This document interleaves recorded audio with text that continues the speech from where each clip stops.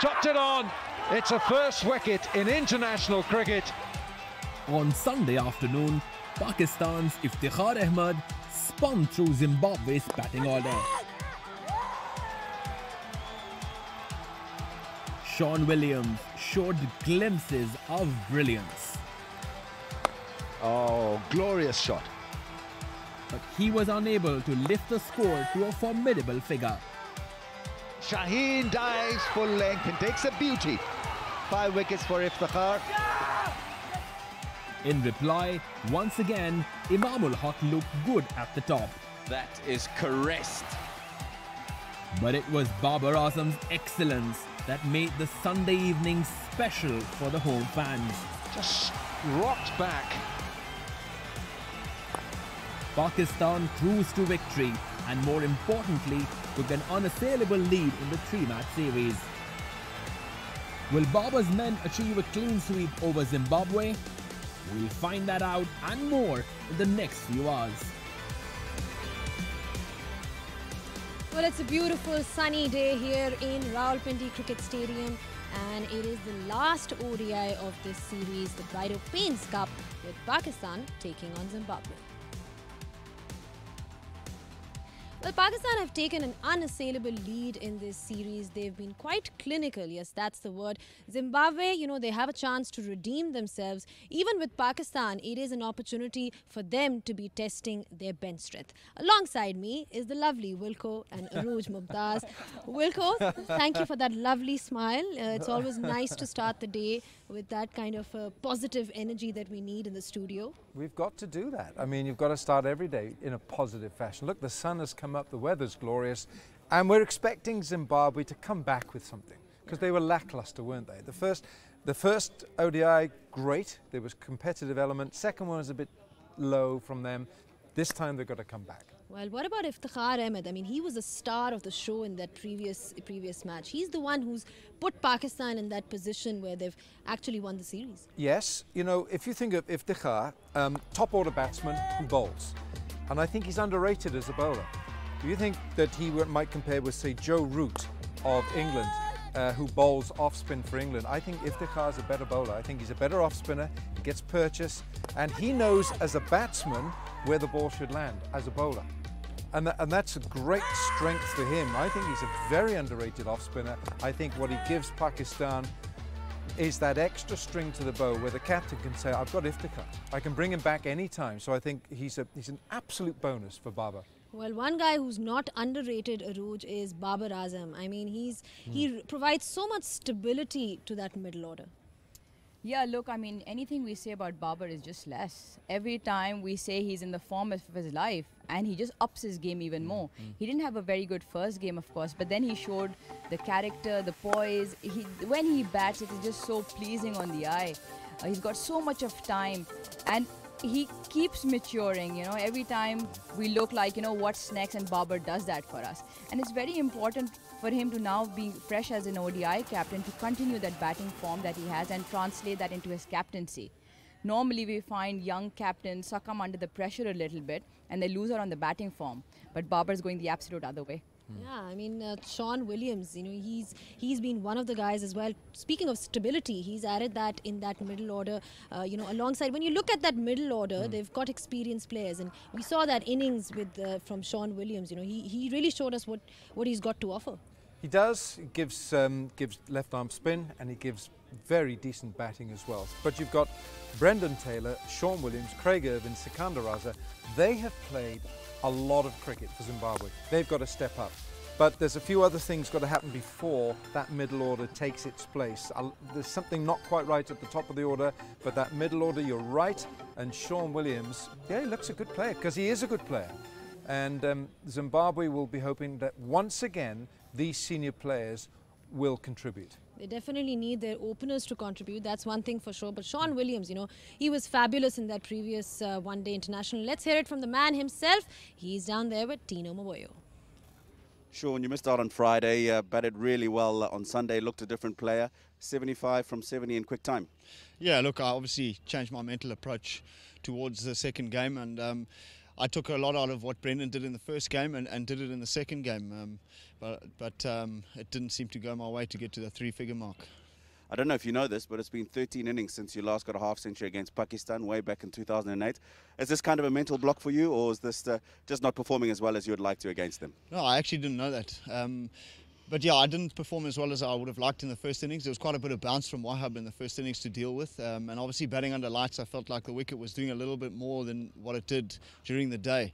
But yeah, just to change my whole mental approach towards it and actually to back myself, to play my shots, to hit the gap, to run twos. There's big outfield, so there's lots of pockets to hit the ball into. And I felt like if I timed the ball well enough, the outfield would do the work for me. Let's talk a bit about the team. You guys are competitive in the first one-day international, not so good in the second.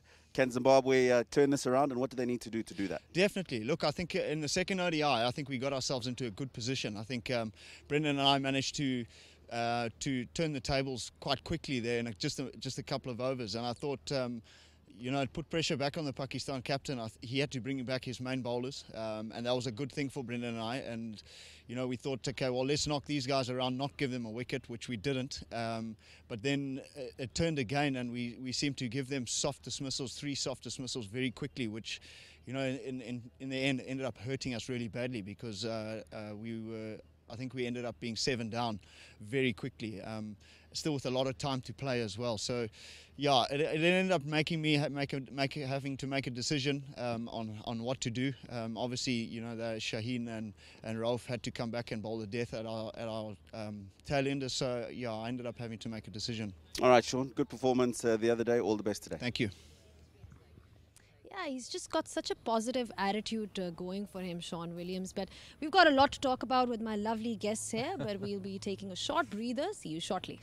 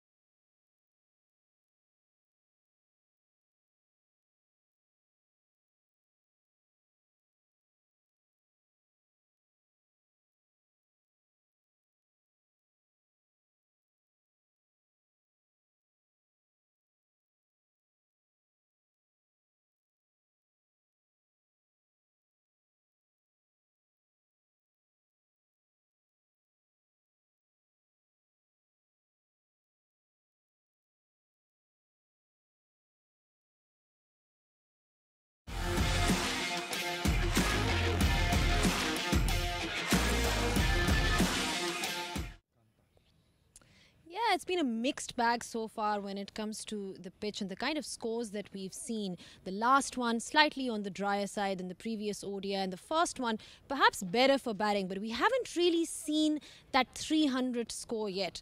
Let's see how the pitch is faring today. Over to the local man who will be happy that he's doing the pitch report, Bazid Khan. Thanks, Zainab. It's wonderful out here. Rawalpindi, always wonderful.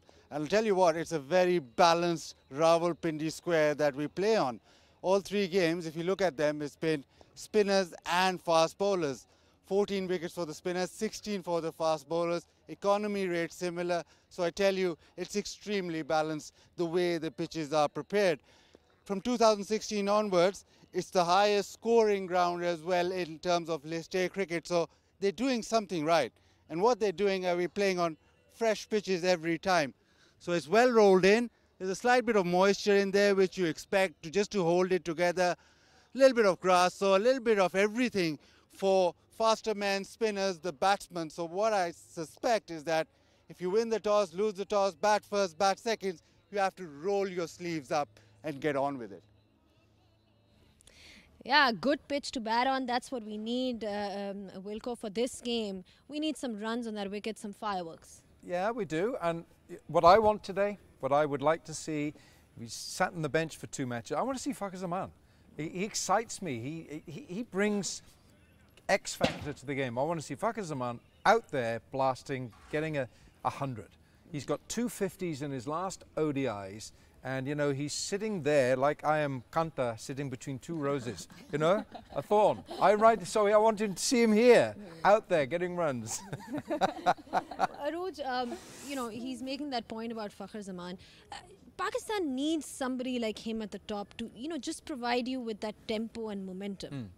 Yeah, absolutely. See, all 3 tosses, we've said that it's been a batting pitch, but the scores haven't reflected the same. And if you talk about Pakistan's top order, like Alan said, we need someone to blast out of the park. And when you've got Fakhar sitting there, and with his track record against Zimbabwe, I know it's from 2 years ago, but he's got that 210, right? He's got the 250s from Sri Lanka last year as well. But I really, really hope he gets his chance today and he really does prove himself. And we know he can. So I think it'll be fantastic for him in Pakistan. Yeah, I mean, the combinations that we've seen so far will go with Abid Ali, Imamul Haq at the top. We've also seen Haris Sohail in that first one-day international. Yep. Pakistan has been lacking that one guy who can be, you know, start off the innings like perhaps say, David Warner or somebody who can really provide them with that impetus. No, absolutely right. And, you know, David Warner gives that for Australia or for whichever team he plays for. Joss Buttler gives it. They're coming to see you, Zainab. Joss Buttler gives it for England and for whoever he plays for. So you want that. Look, I don't mind the fact that Imam has taken his time a little bit. Abid Ali looks pretty good. Babar comes in and, of course, he looks polished, which he is. But I think you want that sort of starburst. You want to get through that a little bit. And let's see some fireworks. Let's see Pakistan just take it on a little bit, add a bit more octane to their petrol. Well, we need to see those fireworks from Zimbabwe as well, especially their openers, because we know how good their middle order has been. Right, we're ready with the toss, so it's over to Rambo. Pleasant conditions here in Rawalpindi as we welcome the 2 captains, including the match referee. We're ready with the toss. Babar has the coin. Here we go.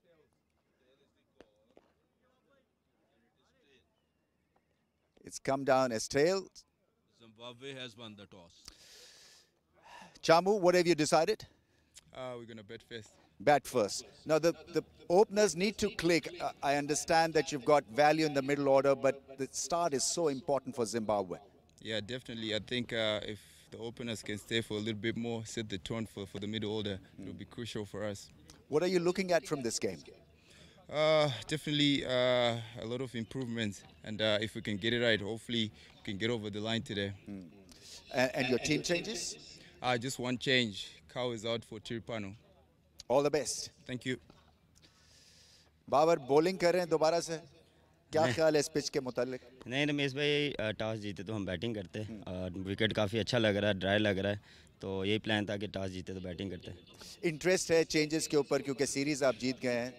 Changes किए आपने team में? बिल्कुल रमेश भाई, different combination से हम हर match खेले हैं और आज भी उसी से डिफरेंट कम्बिनेशन से खेल रहे हैं. 4 चेंजिंग्स हैं आबिद अली की जगह फ़खर जमान है, अमाद वसीम की जगह खुशदिल शाह का डब्ल्यू है और वहाब भाई वापस आए हैं, हुसनैन खेल रहा है। तो कोशिश ये है कि हम जो बेंच स्ट्रेंथ है उसको चेक करें, क्योंकि हमारी बैक टू बैक सीरीज़ हैं तो हम डिफरेंट कॉम्बिनेशन को ट्राई करना चाह रहे हैं, तो कहाँ स्टैंड कर रहे हैं।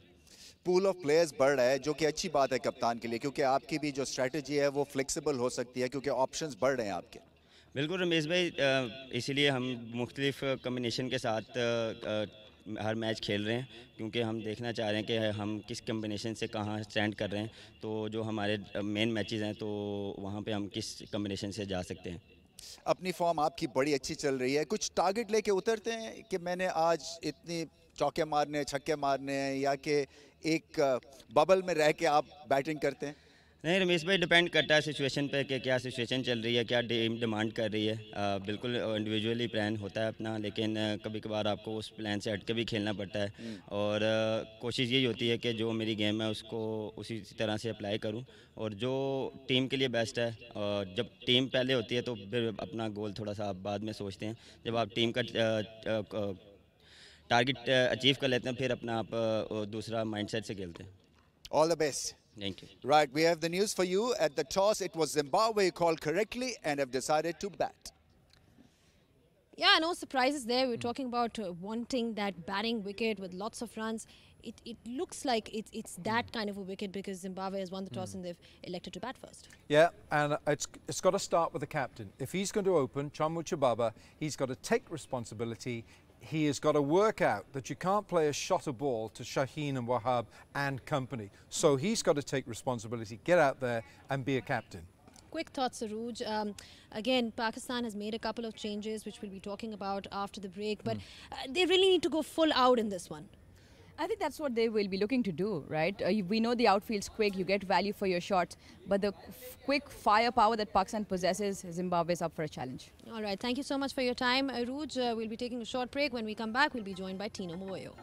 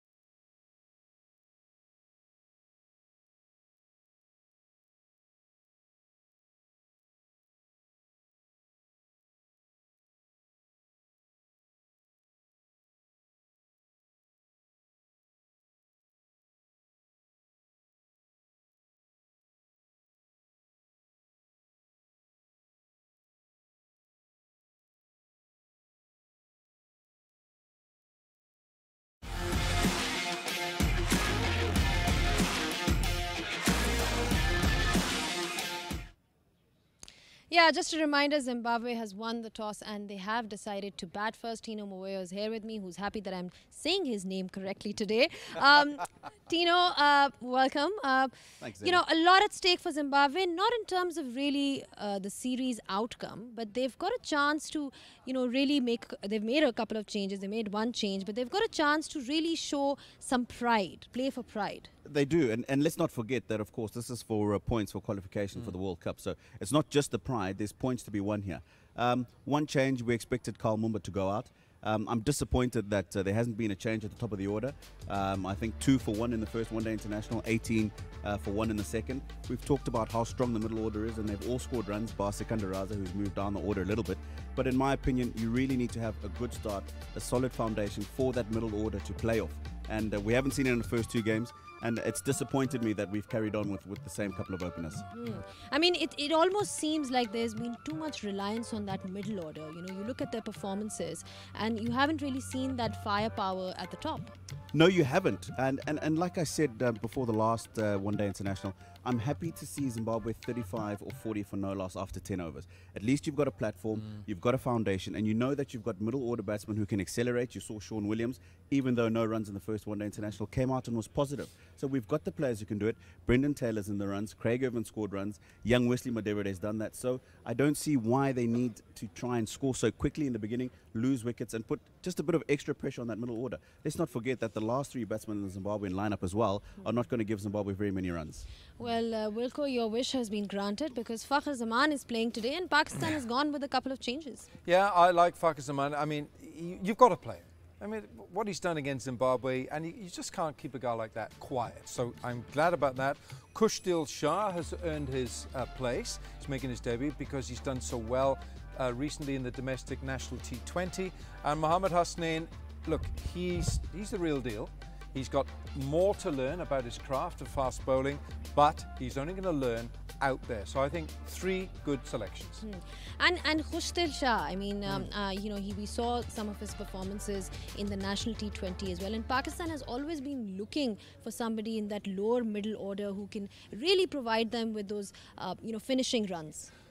Competition should bring out the best in every player. Look, Imad Wasim has got a fantastic record in the last 2 years as a lower middle order batsman. I mean, his strike rate is 150, his average is 50. So he probably feels, why aren't I in that position? Perhaps he feels he can go one place higher. But Kushdil, it's a chance for him to show the selectors what he can do. And as I say, Zainab, competition, and I'm sure that Tino would say the same, should bring out the best. Speaking of competition, Tino, I mean, one of the things that has been Pakistan's strength is their fast bowling. Even today, they're playing Mohammad Hasnain. In the previous one, Musa Khan, you know, he had a decent outing as well.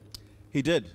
We had a discussion off air with a couple of the guys upstairs, and I think in the conditions that you play cricket in Pakistan, and if you're going to be a fast bowler, you're going to have to make sure that you do something with the ball and that you bowl quickly. And we've seen that throughout from all of them. So, you know, if you're in the side, they've been playing 4-seamers so far, make sure that you're performing. Because if you're not, somebody like a Musa Khan who's coming to take your place is going to come and perform. So I think in terms of Pakistan cricket, in terms of their seam department, I think that's really good that they've got that competition. If you're in there, make sure you're performing. Because if you don't, whoever's going to get an opportunity is probably going to put in a good performance.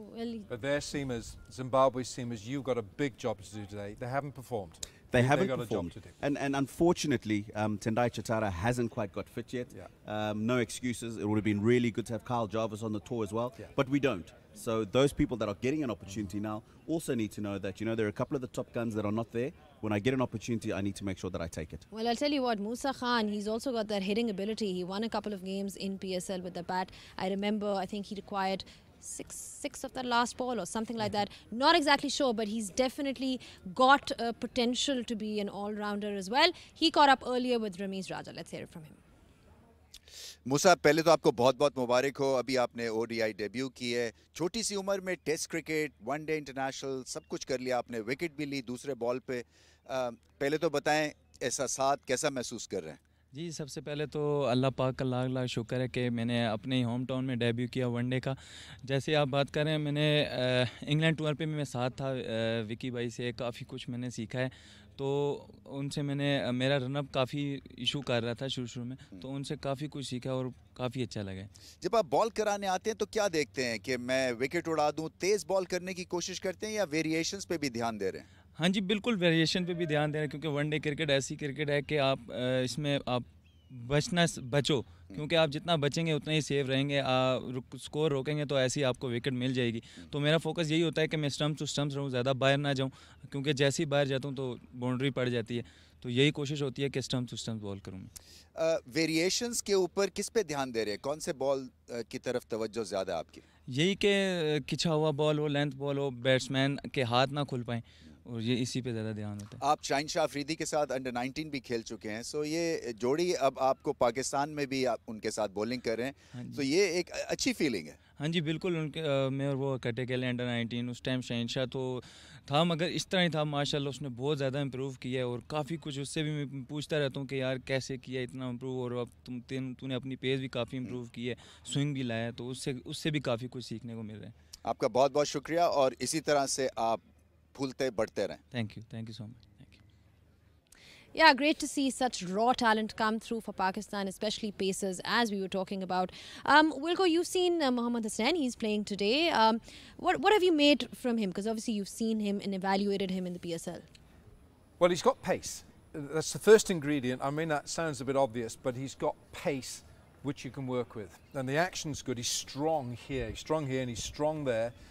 He picked up the Man of the Match award in the PSL final 2 years ago, didn't he, for the Quetta Gladiators? I think it was 3 for 25.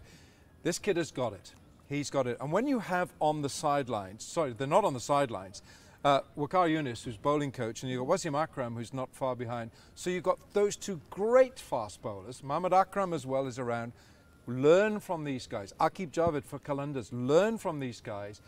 Honestly, the bowling resources in this country are second to none. Wahab Riaz as well. He's also forgot him. The list is endless in that sense. But from a Zimbabwe perspective, we've spoken about where they need to improve. But there have been glimpses of brilliance as well. Like we saw that innings by Madavir the other day. Chisoro, we've seen how well he's bowled in patches. So there is potential to work with. There definitely is. And I think if you look at the Zimbabwean innings in the second one-day international, how many of those top 8 wickets really could you say the bowler really had to work for? Take nothing away from Iftikhar. He bowled well. Did he deserve 5 wickets? I'm not so sure. I saw a couple of, well, more than a couple of Zimbabwean wickets that were just given away really by the batsmen. When they've gone in there, they've done the hard work and they've got themselves in a position where they can push forward. It's a case of just batting for a little bit longer, talking to your partner, having a discussion, looking at the scoreboard, where are we and where do we need to get? And I just don't think that the Zimbabwean batsmen have done enough of that. The openers are a totally different story. They've struggled outright. But the other guys have shown that they've got the potential, they've got some runs, they really just need to buckle down and make sure that they push through. Bazi Khan called it pulling up the sleeves. Yeah, they need a lot of sleeves to be pulling up from their perspective. But, even their seamers, you look at Pakistan, and the reason why they've done well over, in this particular series or generally is because they've got Shaheen Shah Afridi and they've got those pacers who can provide you with the breakthrough. Is that, that X factor, has that been lacking from Zimbabwe's point of view? 100% lacking. Their seam bowling department is really lacking in pace. It's lacking in consistency. Whereas with Shaheen and with Wahab, you've got two of the best finishers in the world right there. One thing about Shaheen, I hope that they manage his workload, because he runs in every ball expecting to take a wicket. He runs in like a 100-meter sprinter, like a 200-meter sprinter. He plays test matches, T20, ODIs. They're getting a lot out of him, but I hope they manage the workload. With Zimbabwe, their seamers, there's a lot of work to do. Don't you think? There is. You've said that, I just wanted to come in there and say, naturally, they're not guys that really bowl quickly anyway. But when you don't have that, at least be able to group a couple of deliveries in one area, create some pressure. Then you can get the batsman maybe trying to play something that's out of the ordinary. But that's if you're what lacking in pace and you're lacking in bowling in one area, then you've got serious problems. All right, quick predictions. What's going on today? 3-0. 3-0. Pakistan, big score. Yeah, I think Fakazaman, big score, but I really just hope that the Zimbabweans come out there back properly and hopefully get a decent total on the board and pressure on the Pakistan. See, the optimist in Tino has gotta be. spoken. He's got to be an optimist. And that's what we require from the Zimbabwe team as well. A bit of optimism and that firepower from their performance. Thank you so much for your time, gentlemen. We'll be taking a short breather. It'll be interesting to see what kind of score Zimbabwe posts. Time for a short break. When we are back, we'll be taking you to the commentary box.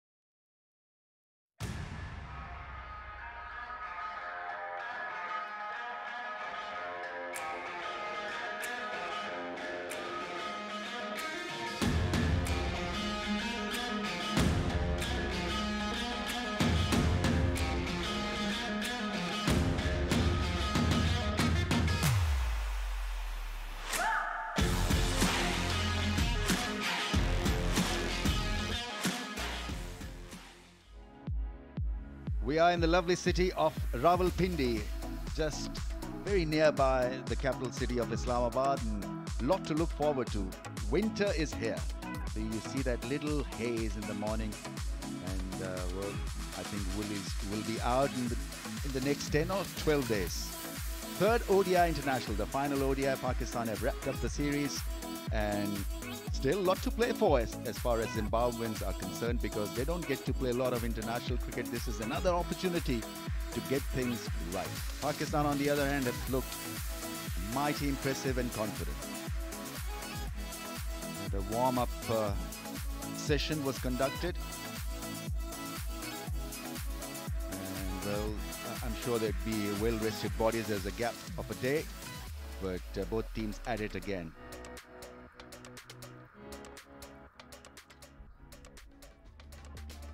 Well, this is pitch number 4 on the square, and it looks very, very decent.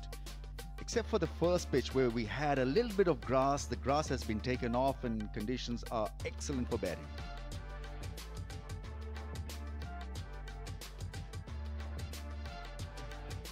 Right, then just to reconfirm what happened at the toss, it was Zimbabwean captain Chamu who called correctly and decided to bat first.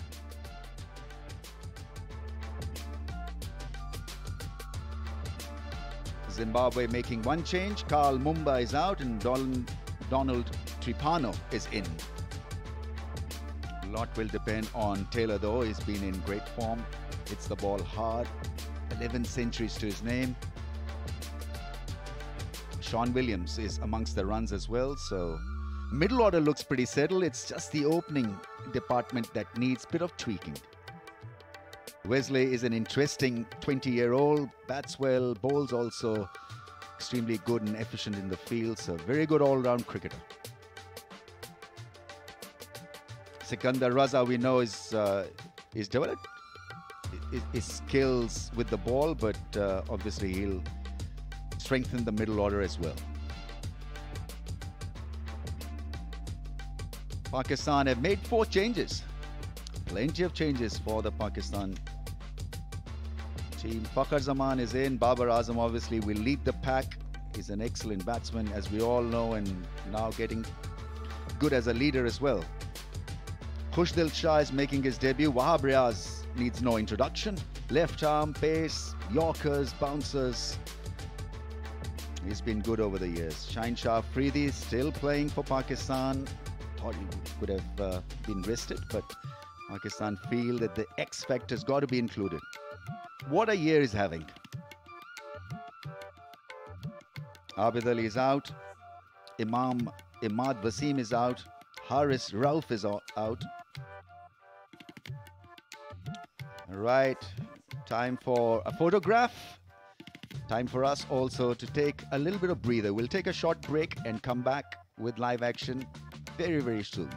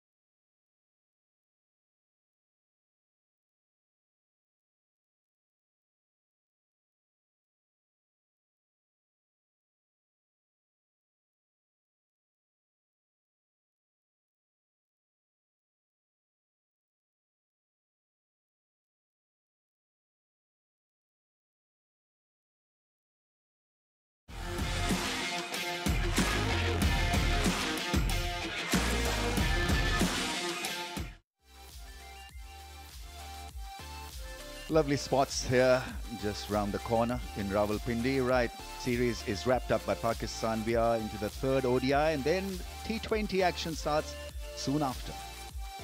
All matches are being played here in Rawalpindi.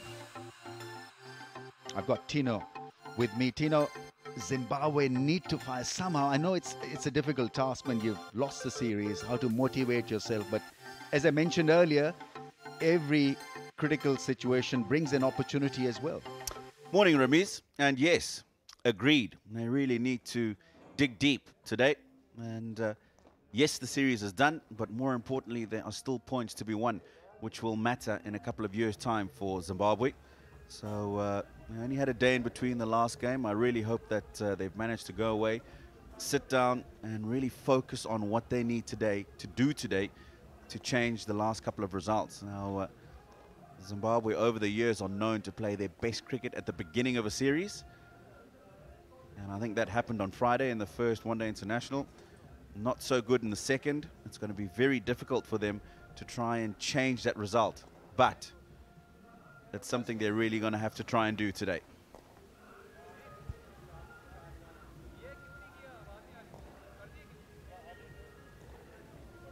Aleem Dar and Rashid Riaz are the two umps today.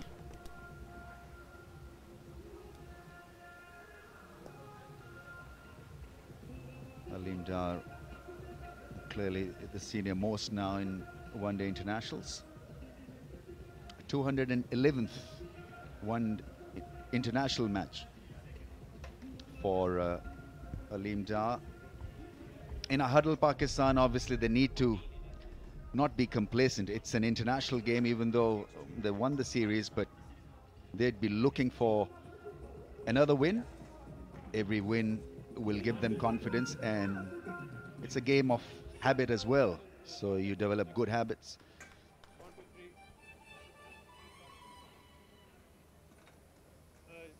The two Zimbabwean openers. I was thinking, Tino, maybe Wesley Madhavere could have been opted as an opener, because what little I've seen of the young man, he plays the back foot shot extremely well. He's good against the short ball, and he's positive also. He comes into the ring without any extra baggage.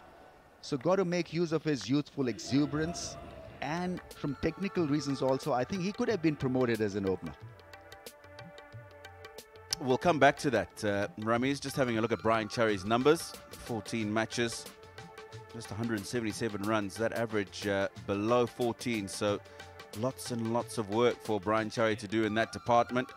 Strike rates as well, below 50. It needs to really be a lot higher than that in this format of the game. The captain, Chamuchi Baba, lots of experience. 107th match for him. Just less than 2,500 runs in this format.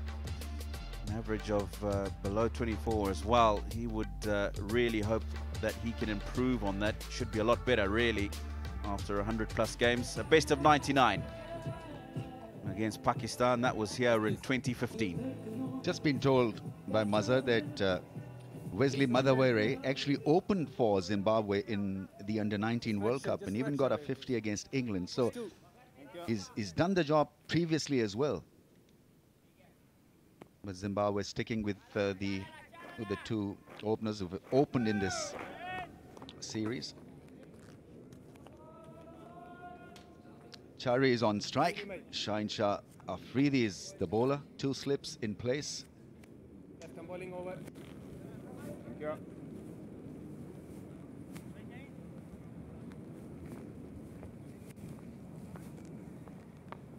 Play. Here we go.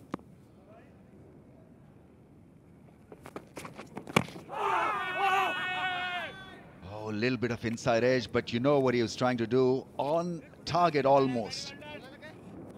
And he's got this in-swinging angle that works perfectly now for Shaheen Shah Afridi. The DRS timer is on. I don't think Pakistan is going to opt for it, because there's clearly a woody sound.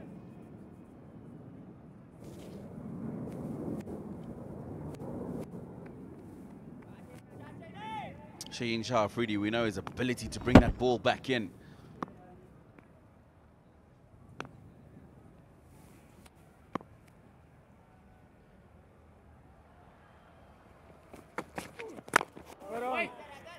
The bounce well controlled by the fielder at mid-wicket.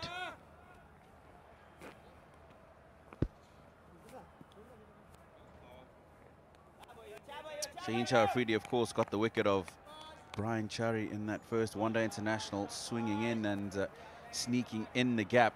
Just worry about Brian CHARI. You can see there's a big gap there between bat and pad. He's very upright in his approach to Shaheen Shah Afridi, who's quick, skiddy, gets that ball to swing back in. I'll just like to see him just get a little bit lower and play a little bit tighter. Well, that's clearly missing the stumps, going down the leg side. You saw the keeper move in anticipation down the leg side. He's getting that in-swinging angle, but he's missing the target on this occasion, at least, by a long way.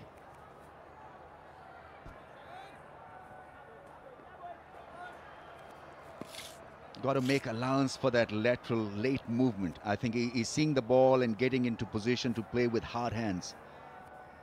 Got to play the ball a bit later.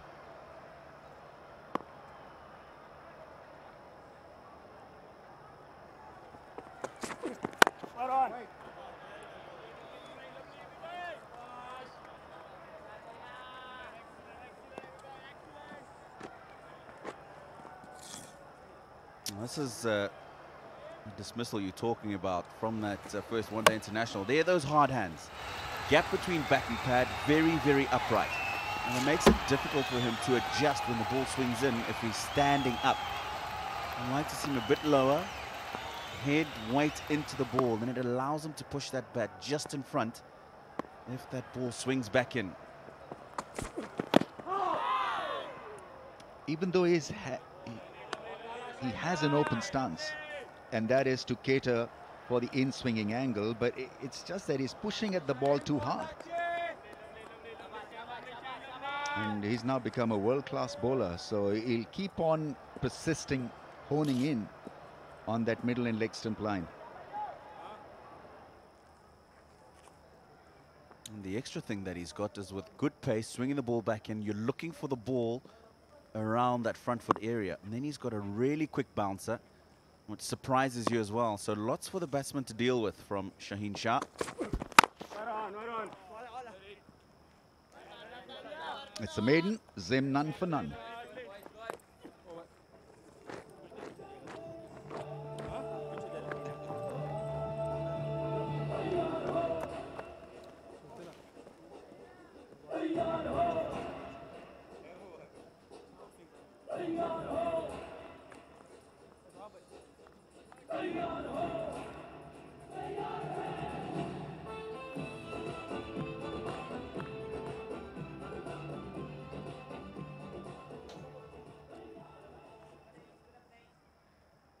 Center, center, 2 leg, close to you.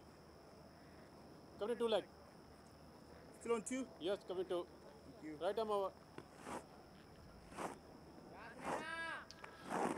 Pakistan making 4 changes. Abid Ali is out, Imad Wasim is out, Fahim Ashraf is out, Haris Rauf is not playing this game.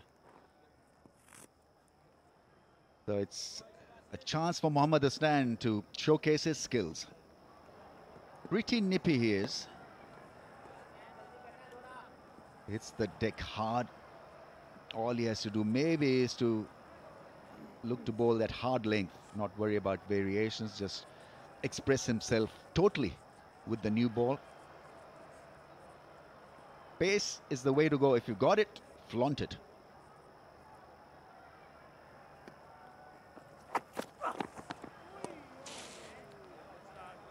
Well, the shot was definitely on. A little bit of width, but got to give yourself a little bit of time to settle down as well. So it's a catch-22. It's ODI cricket. You see the width, you go after it.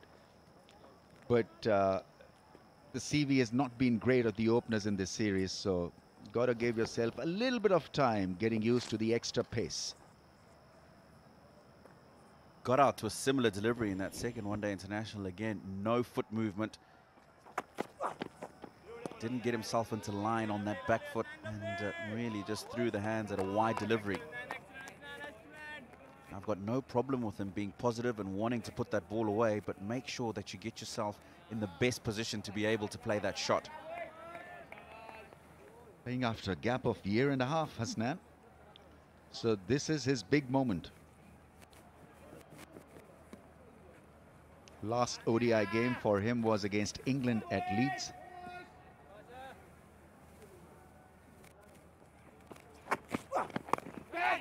Edge and taken, good catch. Very good take. I think it's Iftikhar who's held on to that one quite brilliantly. That extra bit of zip movement and loose shot in the end compounded the effort. Well, there's no need to be playing at this, Chamuchi Baba. It's wide, it's back of a length, and all he's done really is just open the face and given slip catching practice to the man at second slip. Disappointing end to the series for Chibaba. No score for him today. Zimbabwe 0-1.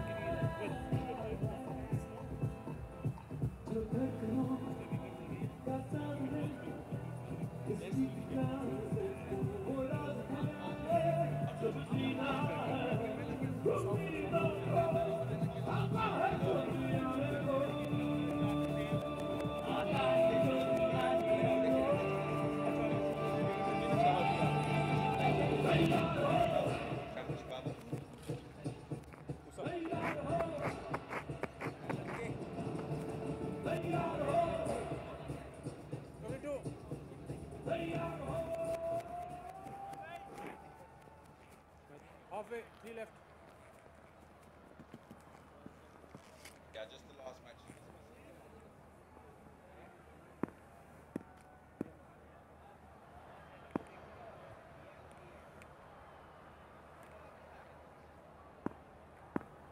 Craig Irvine is in at number 3. Oh, very close of being wrapped in front of the stumps. He's getting good shape. And what a fillip for him, really. Playing after a year and a half and getting a wicket in his first over. Albeit courtesy of a bad shot. They're very tentative around that off stump. You've got to be very, very positive what you want to do with that line. Very good catch by Iftikhar also. Diving and holding on to it.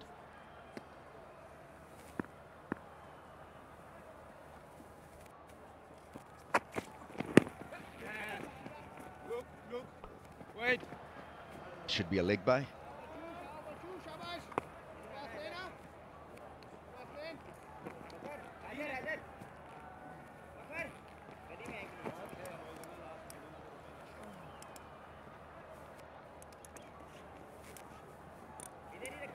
These are his speeds, 140, 146. 144 a couple of deliveries ago. Ambles in. It doesn't really look like he's getting the ball through that quickly. 2 left, please. Pretty close. But it certainly gets a few clicks on it. Yeah, there's always value if you've got pace. Don't worry about variations. I think you've got the weapon. Hold on to it. Just look to be as straight as possible and hit that hard length. Very difficult to take you downtown when you're bowling at around 150 clicks.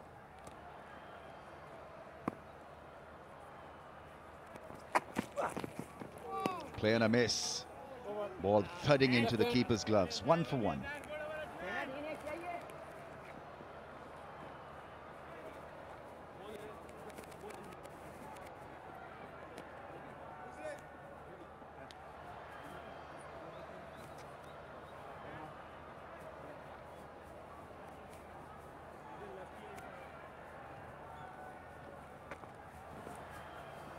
Got 2. It's 2. Okay.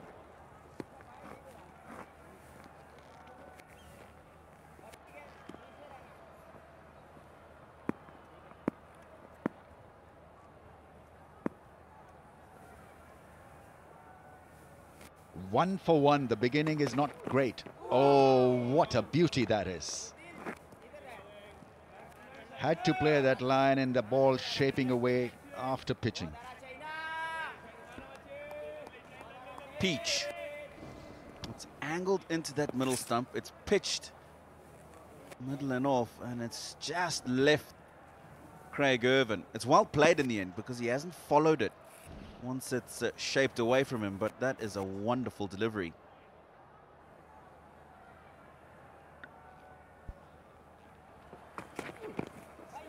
Wider the stumps, creating a little bit of a different angle, but because he's got that in-swinging angle working against the right-handers, he becomes that much more potent against the left-handers, because this is such an excellent line to bowl to a left-hander. You've obviously seen a lot more of Shaheen Shah Afridi. Does he have the ability to get the ball to swing the other way? I know that he can roll the wrist over and he can get it to go across the right-hander, but can he actually do that in the air?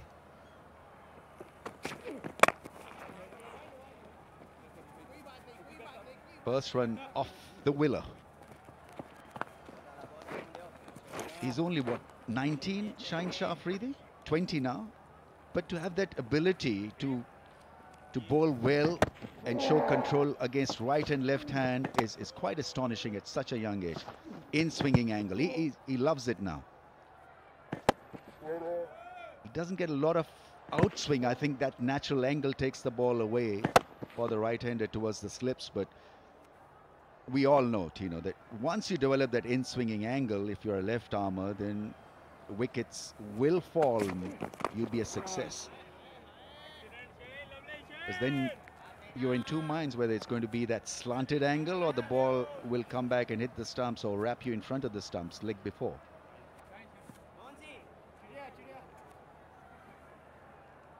It's a young bowling attack, by the way. Pakistan have fielded. So 3 fast bowlers are all around 20-year-old mark. Shaheen Shah Afridi, Mohammad Hasnan and Musa Khan.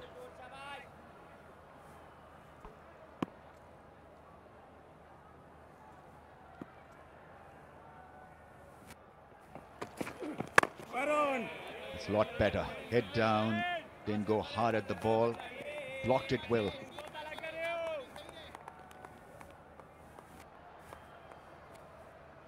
Most wickets for a Pakistan bowler since Shaheen's debut. He's right at the top. 45 wickets, and look at the difference between him and Mohammad Amir. 22 is that difference. He's got the best average, 20.71, and that economy at 5.35, very decent as well. I'll look to come back for 2, the Zimbabwean batsman.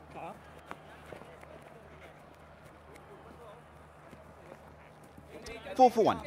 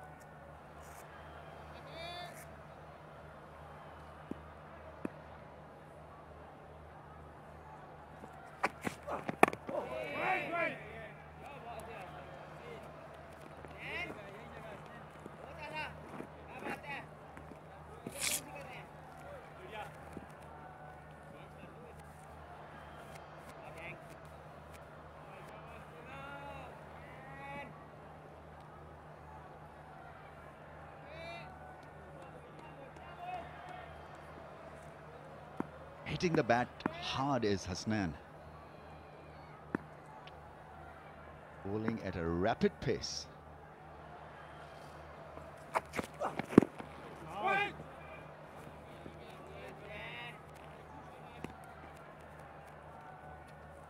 It's quite interesting. If you've got pace, then you can befriend the pace element as well, because us most openers, top order batsmen, they like the ball to come on to you. So Mohammad Hasnan, whilst is quick, quite capable of picking up wickets, giving you a great platform to to strike at the opposition, but also if he is not careful with his line and direction, he could go for runs. That's another very useful delivery, is getting it to swing.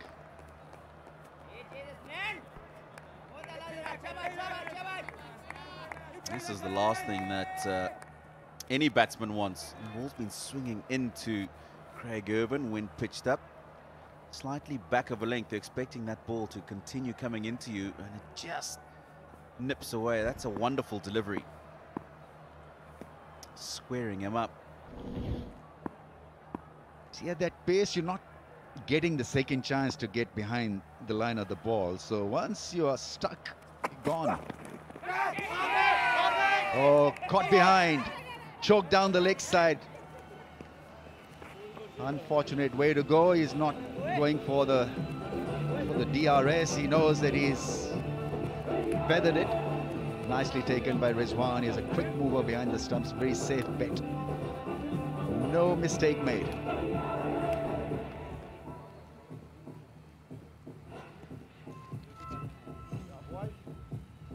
Yeah, this one's gone off the surface as well. That's quite unfortunate for Craig Irvine. Just squeezing that down the leg side, looking to get some bat on it. On another day, if luck is with you, it goes past the keeper and goes for 4. He's gone for 1. Zimbabwe now lose their second wicket. It's 4 for 2.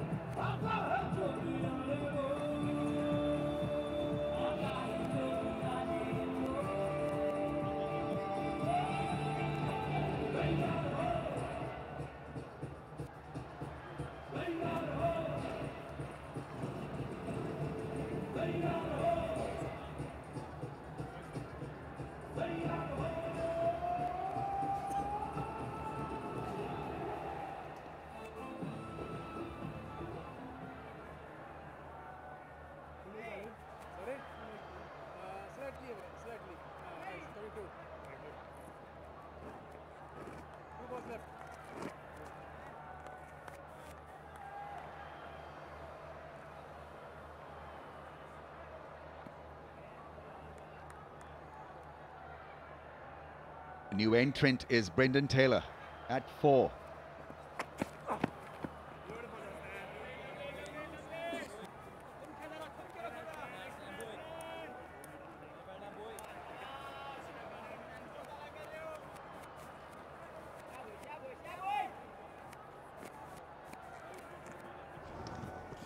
Unfortunate, Craig Irvine. Just looking to get it tickled down the leg side. Ball as fine as possible, unfortunately. Got it just a little too fine. Good catch from Rizwan, moving to his right. And there you can see the spike on ultra edge, giving us confirmation. That's a beautiful line. Lovely piece of bowling from Hasnan. He's bowled especially well on his return. It's a wicket maiden, 4 for 2.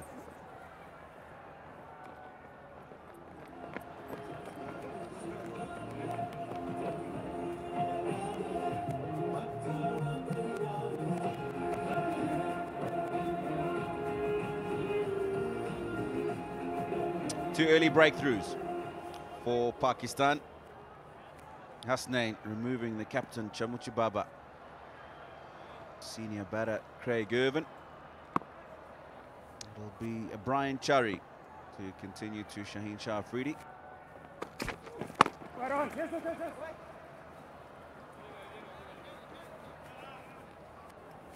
We talk a great deal about the value of having a right and a left-hand opening combination with the bat. What about the bowling combination?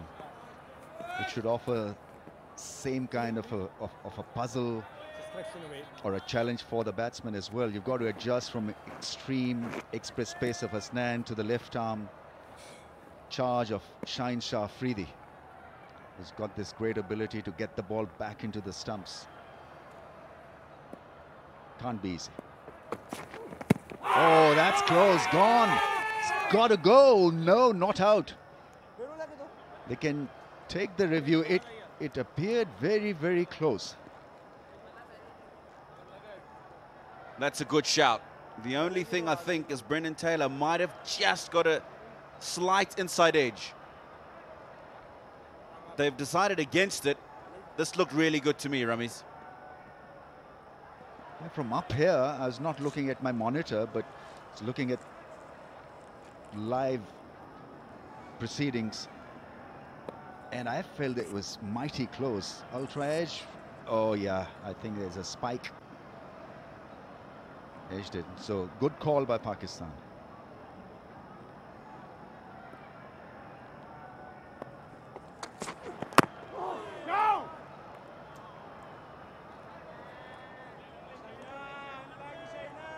I think that's the best line to bowl to Brendan Taylor. He doesn't believe in using his feet a great deal. He's more a hand-eye coordinated batsman. So keep the ball up and try to target the stumps.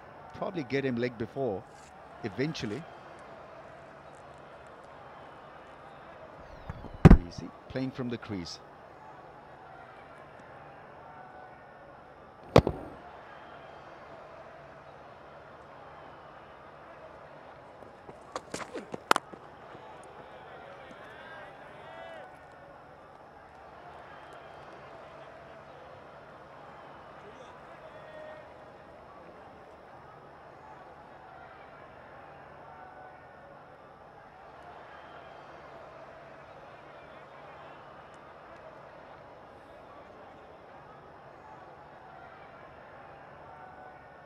Just talking about Brendan Taylor not using his feet all that much, but what he does well is he waits for the ball to come to him, right under the eyes.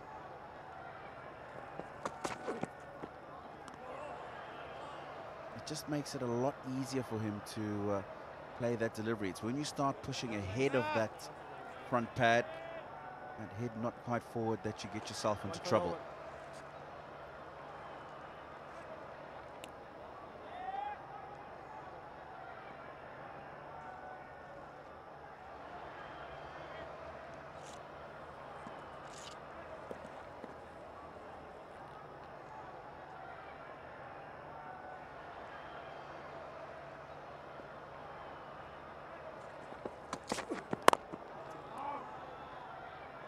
Short backlift, and you tend to do that when you're facing fast bowling. There's no need for that high backlift and the bat coming down hard at the ball. It's about surviving this spell from Shaheen Afridi.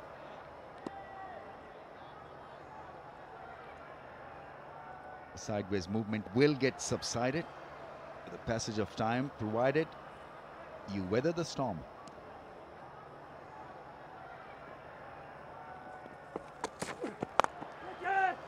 Upish, nicely played, good wristy shot. First 4 of the innings, and it comes from the blade of Brendan Taylor. Good shot, 10 for 2.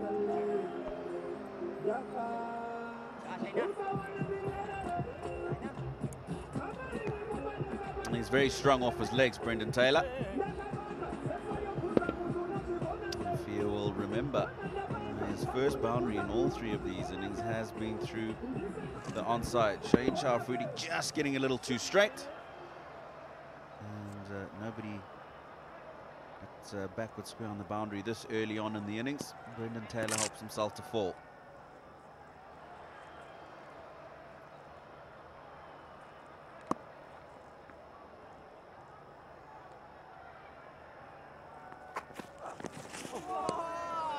Beautiful length, pitched it up, got it to move away from that off-stump angle. He hasn't conceded a run yet. Mohammad Hasnan, he's bowled 2 overs. It was put out there, up there for him to go for that kind of a drive, missed it.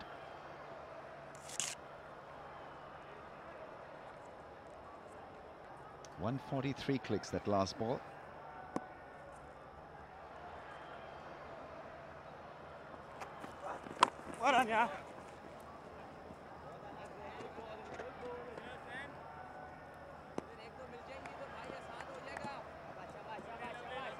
Well, the surface in the last couple of games has been very barren in terms of grass, and you can see the surface quite dry.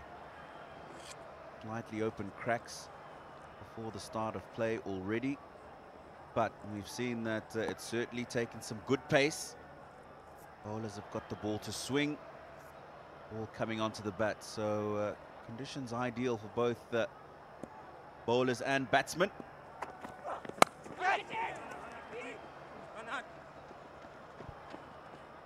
It's gone for 4. One area of his fielding, Shaheen Afridi, where he needs to just do a bit better. Whenever he slides, he doesn't seem to pick up the ball cleanly. I've seen it over last couple of seasons. He tries extremely hard. He's a passionate fielder, but it's just that he's got to tidy up the act. He's got a long way to go down. Anyway, Shaheen Shah.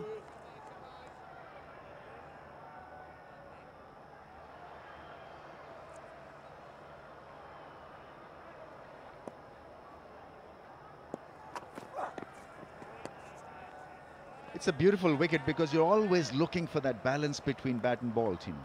And so even if you take the grass off the surface here, it is still fine for extra bit of zip because it is a hard base. Hasnan is getting the most swing angle and putting it in the right area as well. It has been an impressive opening burst from him.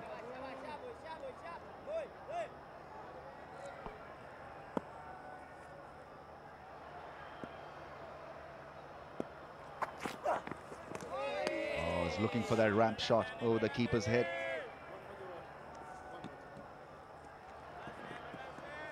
You've got to find a way to attack him. I think that's not a bad option. The moment he goes short, you've got to look for a ramp.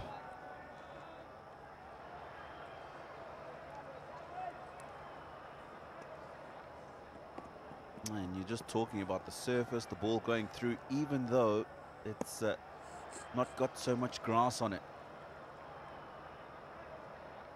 Gone through nicely to the keeper, that one.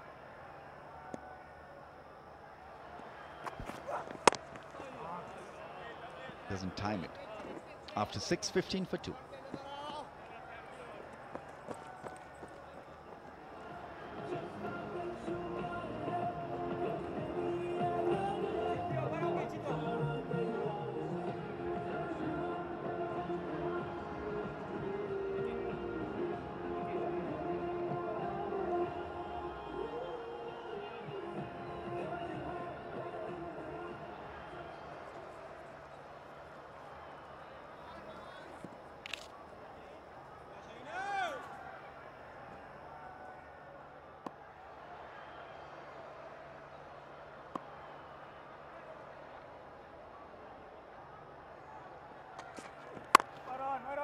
Nice. Square drive. Footwork was a lot better. It's a fast outfield. Fast scoring outfield. And so a boundary. Quite strong in this area, Brian CHARI, and you can see he's deliberately opened that face. But look at the position he's got himself in. Now, had he been upright, he wouldn't have had the momentum into the stroke. He wouldn't have had to be able to get that much power in the stroke. Got himself in a really good position, waited for the ball, just opened the face. Nicely played by Brian CHARI.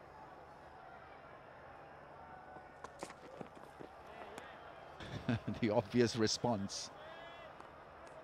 That's got to be inbuilt. The moment you're hit for a 4, especially in ODIs and Test cricket, you have a weapon to unleash. He's quick enough to bowl that bouncer. Shaheen Afridi, 139 clicks, that bouncer. Yeah, look at the cluster of deliveries targeting the stumps. Accurate, and then he gets the ball to move into the stumps. There's that wide delivery for CHARI really to go for that expansive drive once again. Leaves it well alone.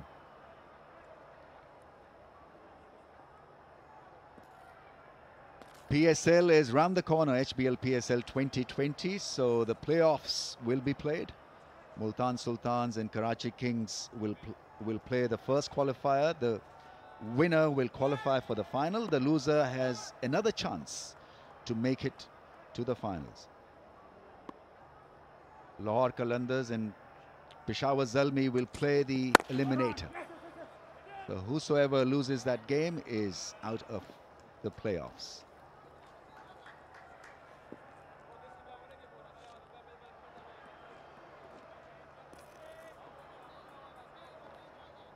Multan Sultan's progress has been outstanding in PSL 2020.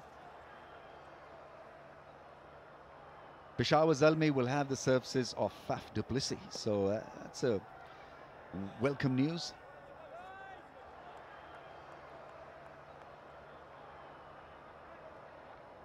Alex Hales will be batting for Karachi Kings. Times the ball so well, he's very wristy.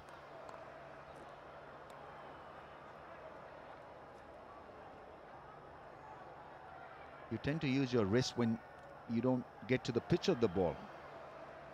So you break your wrist to compensate for lack of feet movement. But he's a good timer of the ball. And look at the bottom grip on his handle as well. It's clasped quite hard. And so that allows him to play that flick shot, a lot of shots through the leg side.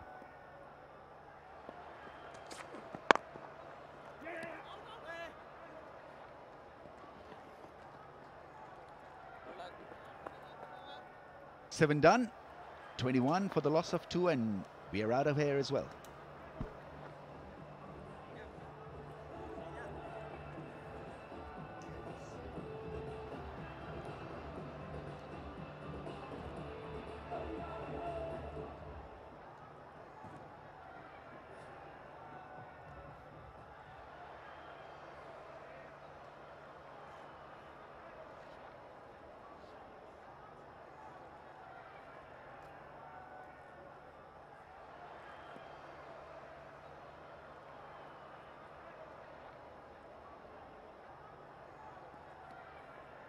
Hasnain.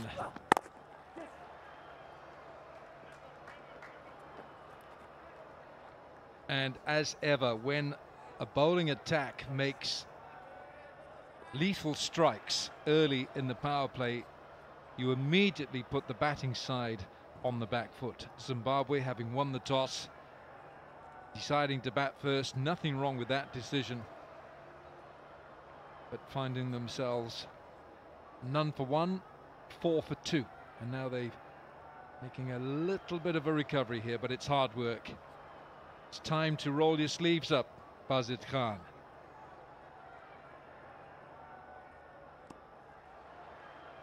Two for 2. Bowled him, over they go. Hasnain is the wrecker in this third ODI.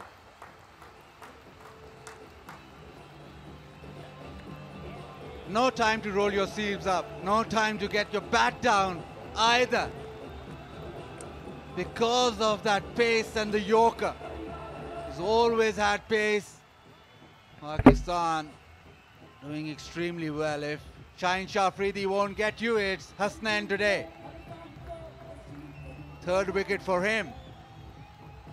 CHARI out for 9, 22 for 3.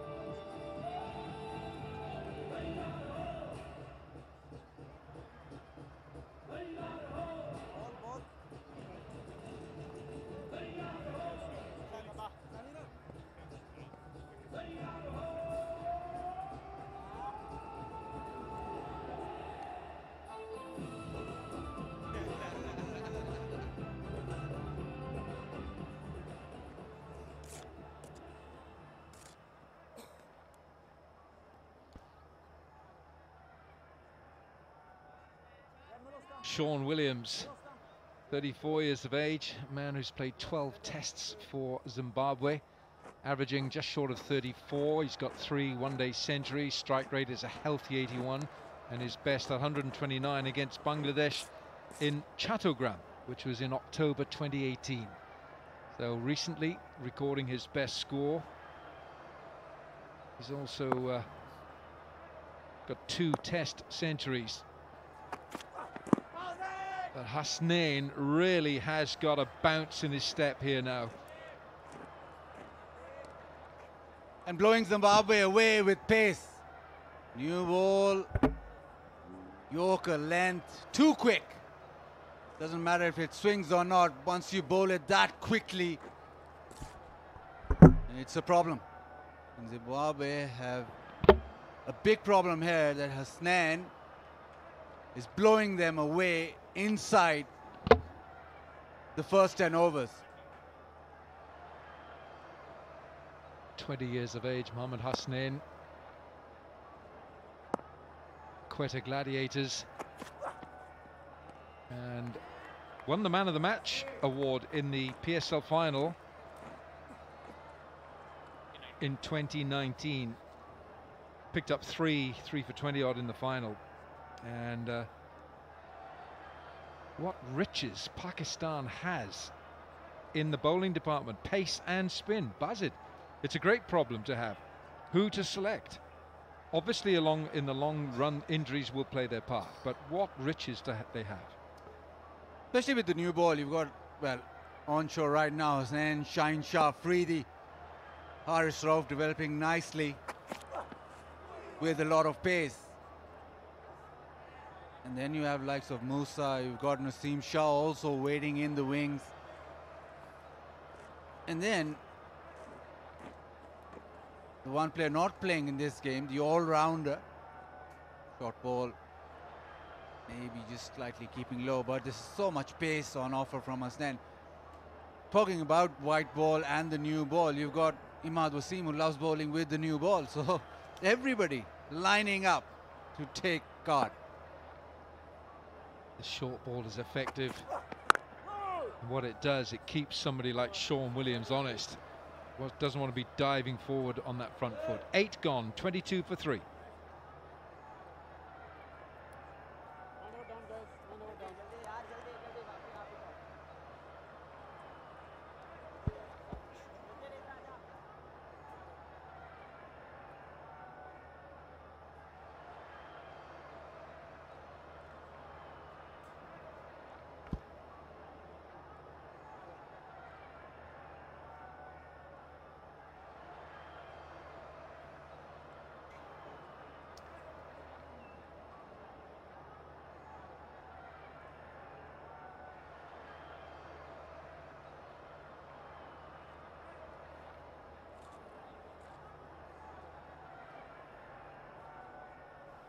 Well, this is a milestone. First time ever that Pakistan are playing a one-day international with 3 20-year-old fast bowlers. Look at that. Mohammad Hasnain, Musa Khan, Shaheen Shah.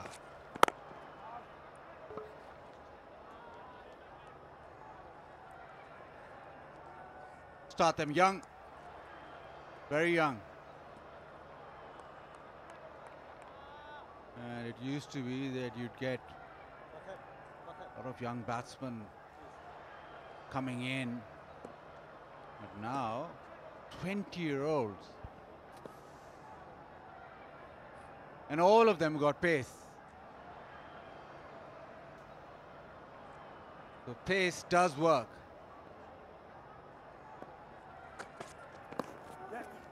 What we're seeing here as well, Buzzard, is that, you know, you've got Mohammad Musa Khan who can work with Waqar Younis and has been at Islamabad United. Mohammad Hasnain. Well, there we go, look at that. First time that Pakistan playing with an ODI with 3 20-year-old fast bowlers. Mohammad Hasnain, Musa Khan and Shaheen Shah Afridi. It's absolutely spectacular. And they also can call on the wonderful experience of the likes of Waqar Younis, Wasim Akram, Muhammad Akram, Aqib Javed, Abdul Razak. These guys, they're here. Use them, mentor them. You've got Wahab Riaz. Where does he fit in? He's in between, really, isn't he? He's not 20, and he's still going, and he's fantastic bowler. So, right now, I mean, anyone in the cricketing world looking at what's going on in Pakistan would say, what are they doing there? The future's bright.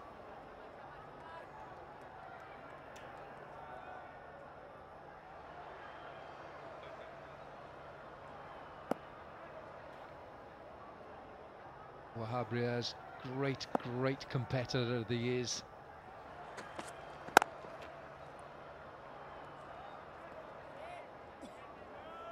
Saw a lovely caption on social media today. It was that fantastic duel, that fight between Wahab Riaz and you know who? Shane Watson. Oh, and so the golden oldies. And Shane Watson has today announced his retirement from all international cricket, and Wahab Riaz said, one of the great competitors, I enjoyed our duel in Adelaide. Well, of course he'd enjoy his duel, because he was bouncing him and hitting him everywhere. So ask Shane Watson if he enjoyed the duel or not. Oh, he did. Don't you worry, he did. You don't think an Aussie likes a fight?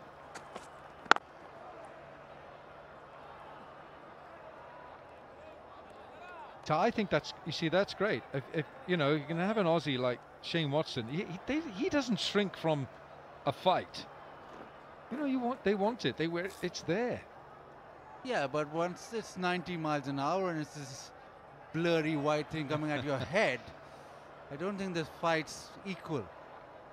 Well, you bowlers have it all, and then you say it's a batsman's game. You batsman. 95 miles an hour coming at your head, well, and it's a batting game. I don't think so.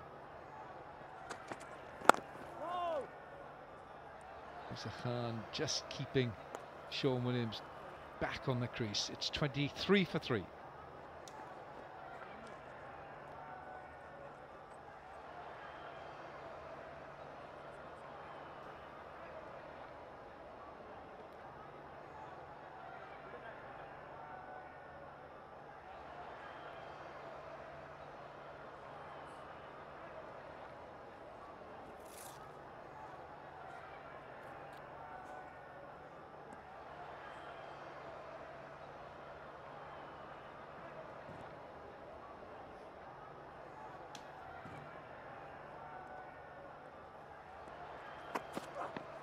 Oh, that's well bowled and well left.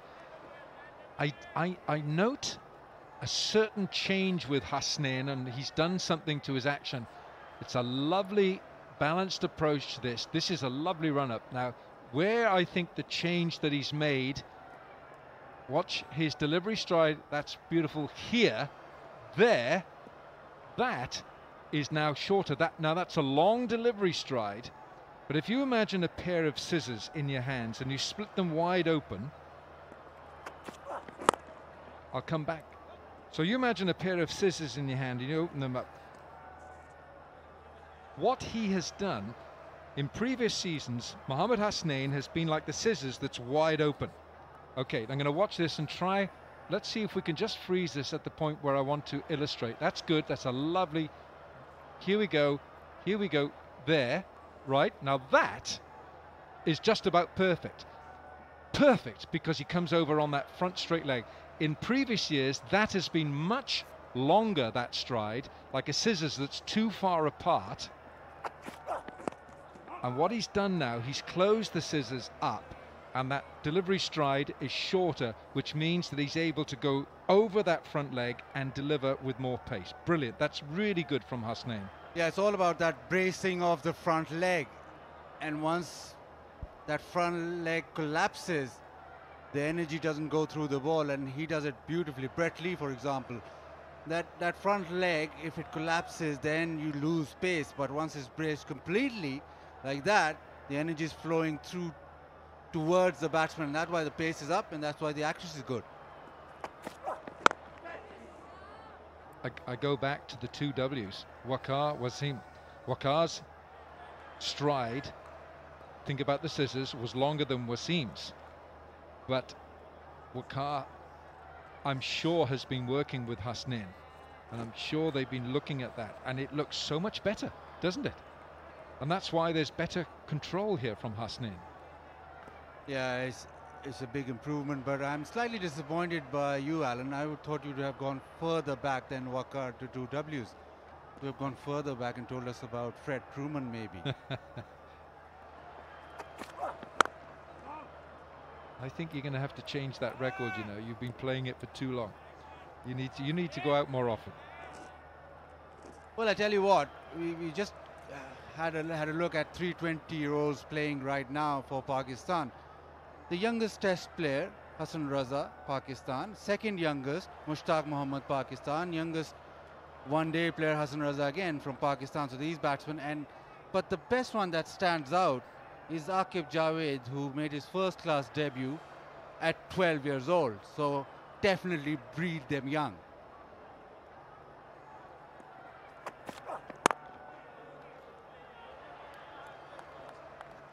That's a maiden over, 23 for 3.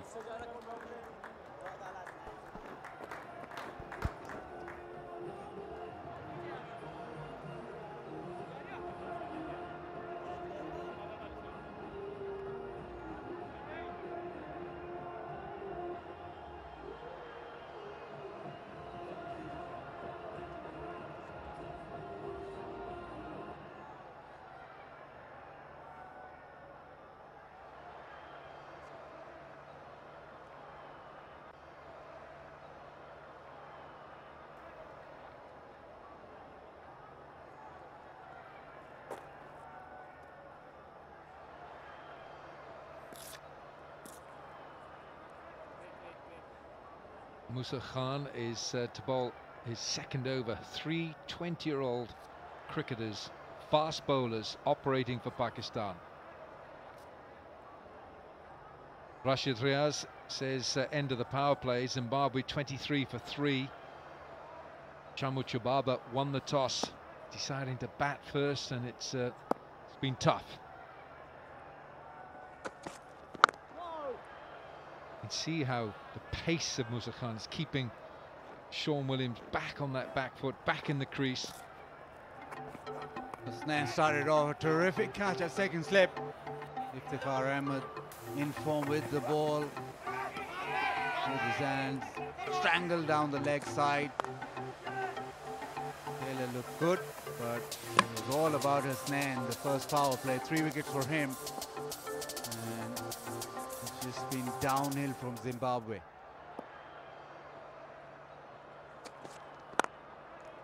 Not only have wickets fallen, but the runs have dried up now. It's a bit of a drought out there. Zimbabwe knows all about drought. 2 runs in the last 3 overs. But I don't mind that, because you've got 2 extremely capable young fast bowlers operating here who are probing and asking questions.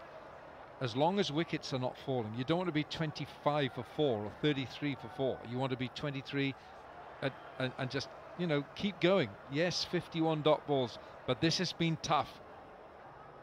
The salvo, the onslaught by these fast bowlers has been so strikingly effective. Where are you going to score there? How is Sean Williams going to get that away? That is line and length, and it's tucking him back on the crease. Weather the storm. A lot of cricket being played. Kaizen Trophy in Karachi. Southern Punjab already won. Sindh leading by 203 runs. That should be an interesting game. And Northern have won by 9 wickets. The captain getting 11 wickets in the game, Naman Ali. So everything going around. Lots of cricket to watch, and one of those games has been televised live as well.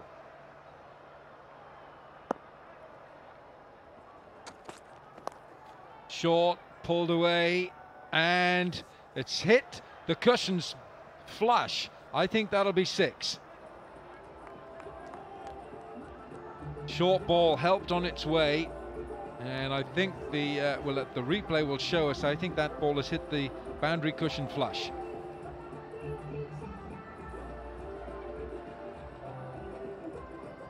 Wilco with 2020 vision is absolutely spot on, I think.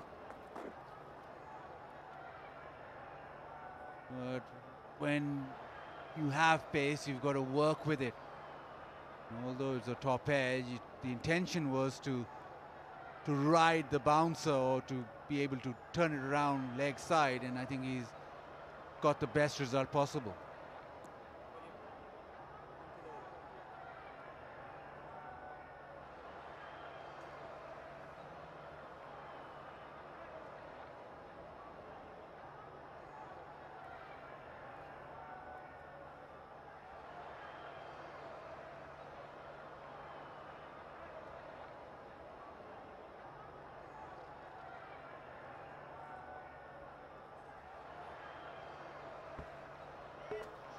Good vision.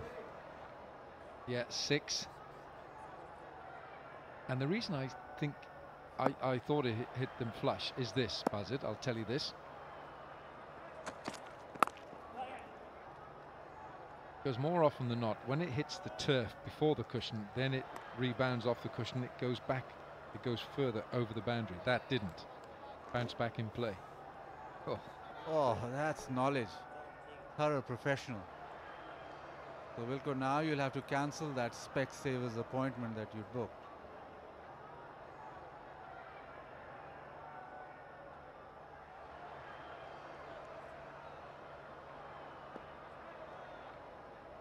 .23 for 3 in the power play. It's the lowest score Pakistan has conceded in ODIs in 7 years. 7 years. A single here. That was the 20 for 3 by the West Indies in Guyana back in 2013. Milestones coming thick and fast. 8 gone, 31 for 3.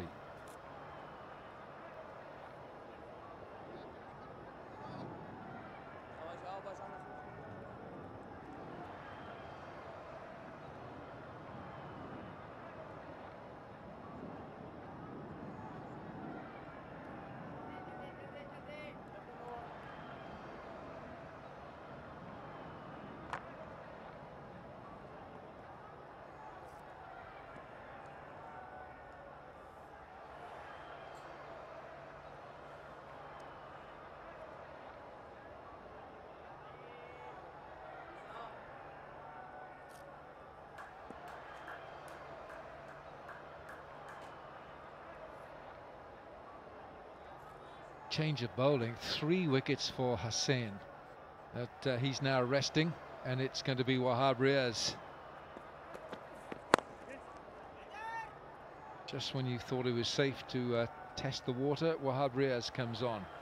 For Sean Williams, as much depends on Sean Williams, and Wahab Riaz will be at him.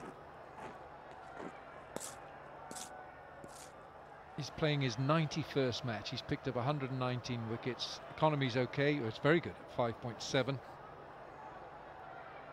Sean Williams, he's the highest run getter for Zimbabwe in ODIs in the last 2 years, averaging 40. Not only the runs that he's been getting, Sean Williams, 445, being the highest run scorer for Zim last 2 years. He's also the second best bowler behind Kyle Jarvis. He's picked up 12 wickets with his left arm spin as well.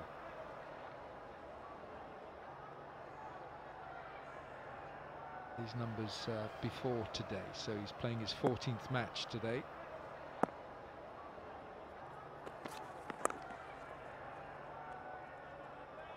Wahab Riaz is sneaky fast. He lopes in, and he every now and again he unleashes that quicker delivery, and he just gets onto a batsman quickly, gets big on a batsman. Correct, and he does get big and bowls extreme pace as well. When he started his first-class career, I was just reminded of this. Is the umpire who said that he seems as if he's a moody cricketer. One day he'll be on, and once he's on fire, and the other day he'll just look ordinary. But That has improved slightly, but once he gets on a roll, the pace improves and he almost becomes unplayable. So he's one of those bowlers who gets on a roll and then turns the game around.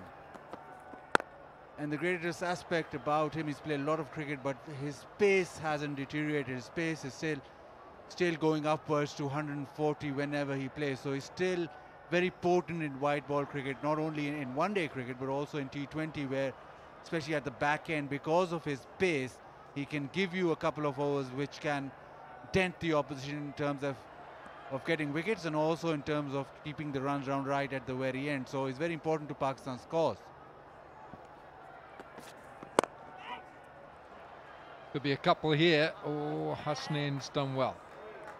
Saves what would have been a boundary. End of the over, 34 for 3.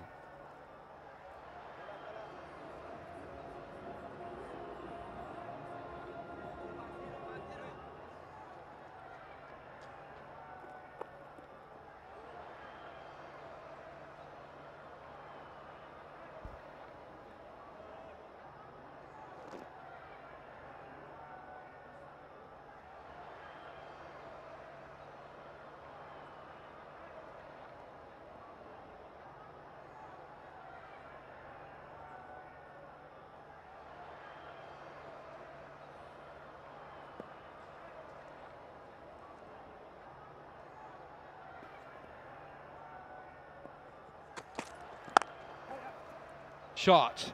That's pinged off the bat. And it's 4. Just a little push. Bit of extra bottom hand in it, and it just sends it on its way.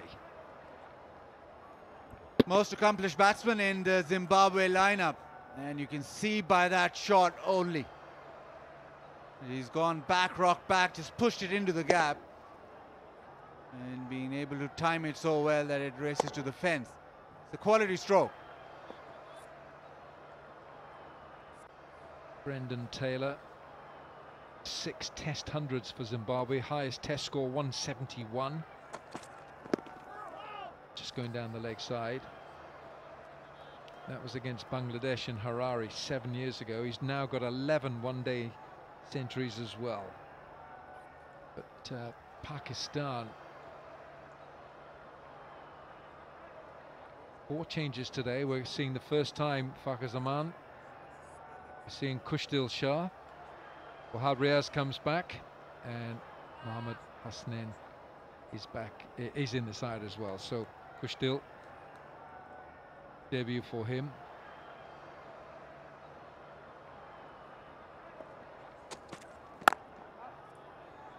The comments and the feedback from overseas players, foreign players who come to Pakistan who've played in the PSL, is that they feel that the quality of bowling is as high, if not the highest, in all the T20 leagues. And I think that's great appraisal. I think it's, you know, the likes of Shaheen, Wahab, all these superbly equipped cricketers, young tyros like Hasnain and Musa Khan, Naseem Shah, who ply their craft, and they give the foreign top order batsmen a torrid time. Man out there this time, extra protection, and that's just the pace department. Then you look at spin and look at the leg spinners and the left arm spinners. Yeah, correct. And Shane Watson played for Quetta Gladiators, and he said that Hasnain was the fastest teenager he'd ever faced. And remember, this is going all around the world, Pakistan, PTV Sports, Africa, Supersport, and the rest of the world, YouTube in HD. So you can watch all these 90 plus or fast bowlers if you like. But in that Quetta Gladiators team, there was Naseem Shah as well. I think Naseem Shah got really angry. Because it's been driven through the offside, won't reach the fence. Because Shane Watson says that the fastest teenage fast bowler he's ever faced is Hasnain, and Naseem Shah is standing right there and thinking, what are you on, mate? I like that. But I said to Uruj and to Zainab in the pre-match show that nothing is better for a cricket team or a country than competition. And if there's competition between Musa Khan and Nasim Shah, brilliant. Or Hasnain, throw them all in. You need that competition. Ooh, that's been given a wide. Rashid Riaz, the umpire. Yeah, a bit of a sponge bounce, this one. Yeah, too short. And he just looped over. It's gone far too short. There's a lot of bounce in this pitch, so you don't want to be hitting your own shoelaces to get it up.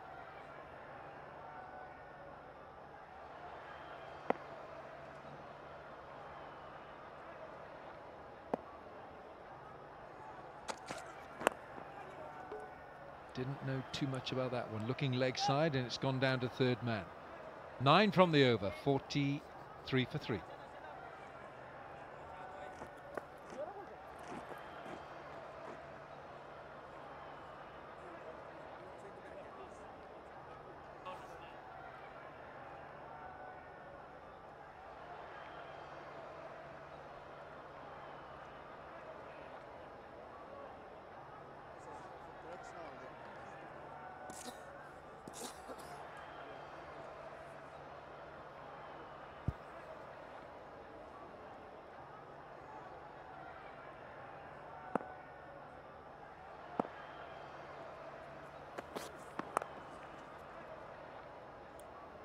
Interesting the way that Sean Williams plays the quicker ball, the shorter ball. He just stays back and he plays it so late as he did there. He just guided it down to third man. Right, now what are they scoring at? They're currently at a scoring rate of about 3.3. That gets them to round about the 160-70 mark. Obviously they're going to increase that. Let's hope they do. 5 and over gets them to 228, and 7 and over gets them just past 300. Well, at 44 for 3, that's asking a lot, but you've got Brendan Taylor who's just said 2. They're going to take 2 here. Brendan Taylor and Sean Williams had a mid-pitch almost collision there. They just brushed each other.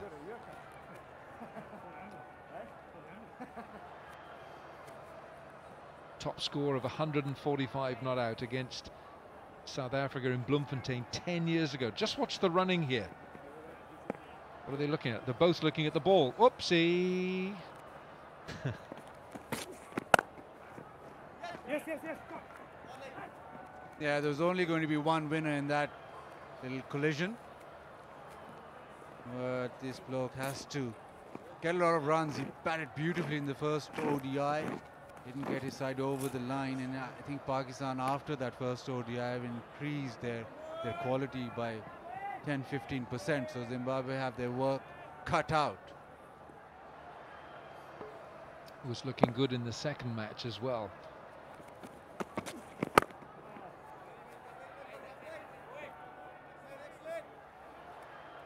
Brendan Taylor, his conversion of centuries, he's played 132 first class and he's got 32 centuries. That's an impressive conversion rate.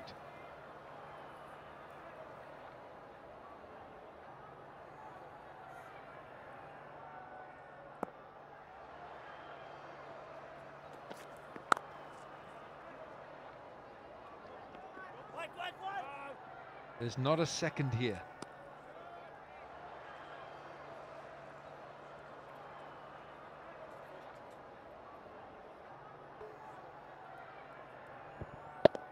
Again, he's played it quite late. Beats Imam ul Haq in that backward point. That's where Imam likes to field. That's where you'll generally find him. Same as Wesley Madvere for Zimbabwe. Taylor wants the single and he gets it comfortably. End of that Wahab Riaz over. 14 gone. It's 49 for 3.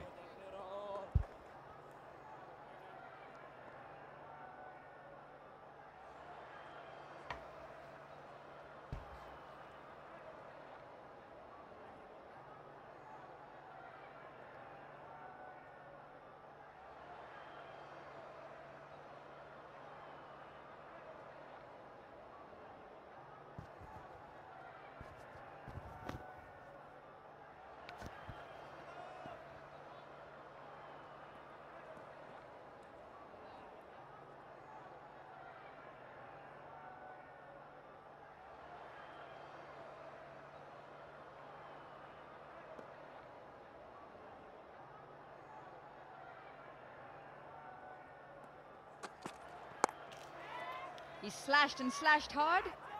Oh! Well, push Dil Shah there, making that error in judgment. Musa and the skipper both won't be happy with that effort. That brings up Zimbabwe's 50 as well. Generally, Pakistan's fielding has been really good.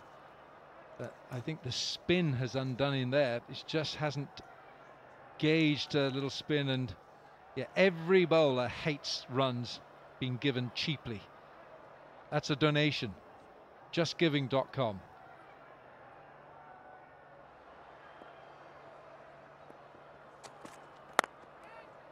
Driven hard. That's a great shot from Brendan Taylor, straight past Musa Khan. That'll just get Musa Khan's fuse a little bit shorter. Adding insult to injury there. Brendan Taylor made the most of that. It was full and straight. It was there to be driven. Hits it beautifully through the line. You know what? A misfield and then a straight drive. Musa will be steaming. You can probably see the steam, Uruj, coming out of his ears here. Not a good start to this over. They've already got 8 of the first 2.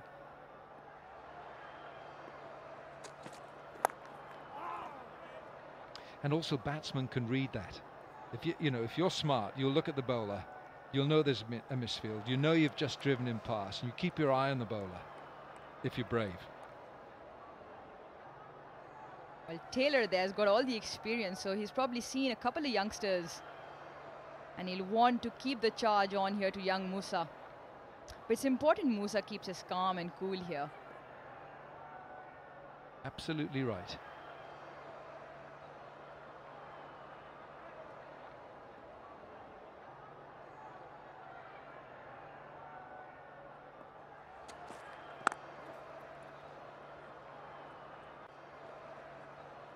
I think this is where it's important, Uruj, and you would know this. It's important that Babar Azam, even though it's young, it's only his third ODI as captain. He's young in the job as well, so he's got to be looking at his bowlers. He's fielding at cover, and he's just got to have a little word. Just look, with Musa. Just calm down. Just don't let it get you. Small words of encouragement go a long way. And he is young in his captaincy career, but he's been there for a while now, Babar.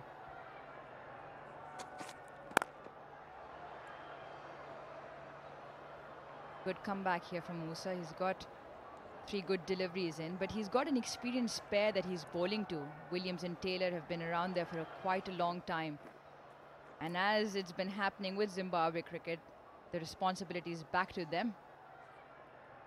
If you were a young captain like Babar Azam, you just look around, you think, I've got 3 young tyros. Musa Khan, Shaheen Shah Afridi, Mohammad Hasnain. I'd be rubbing my hands. I'd be sending selectors gifts, saying thank you for the jewels you provided me with. Oh, well bowled. Oh, that's really well bowled. And no wonder Musa Khan just turns round looking disgruntled. 13 from the over, 62 for 3.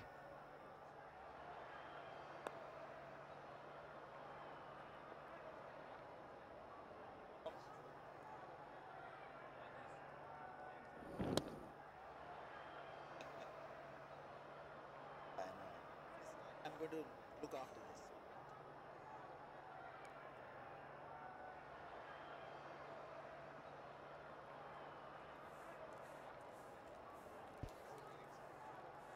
Players will take drinks at the end of 15.